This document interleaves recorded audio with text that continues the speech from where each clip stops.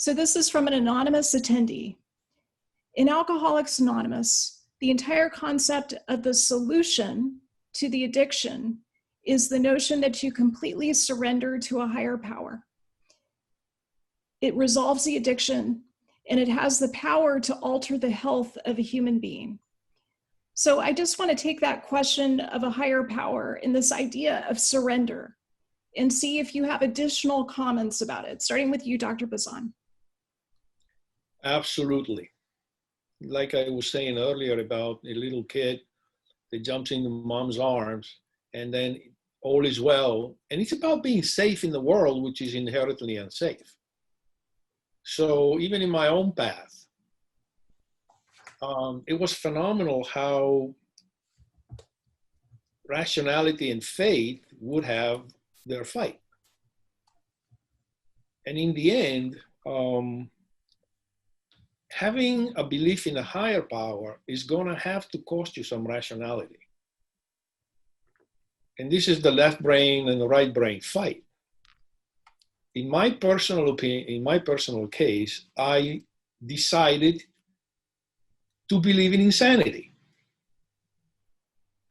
And say, I need to find enough neurological space in my brain to live with both.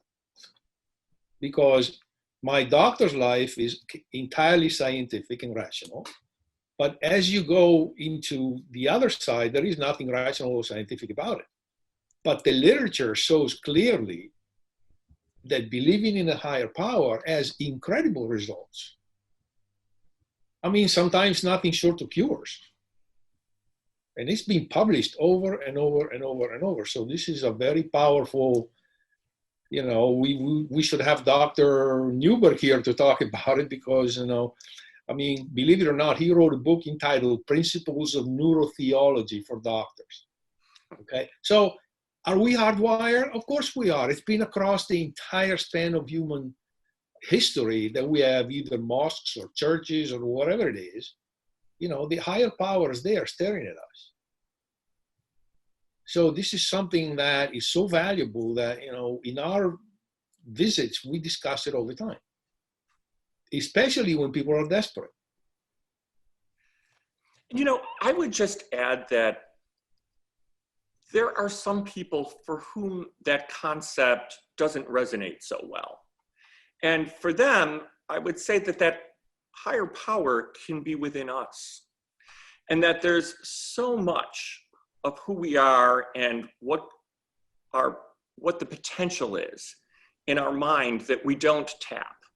And we sometimes shock ourselves when we're able to do the next level or the next level.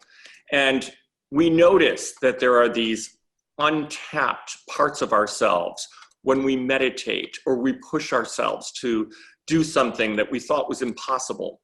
And I think that that sort of higher power within ourselves is something that we can aspire to create that separation between us and the things that are causing us stress.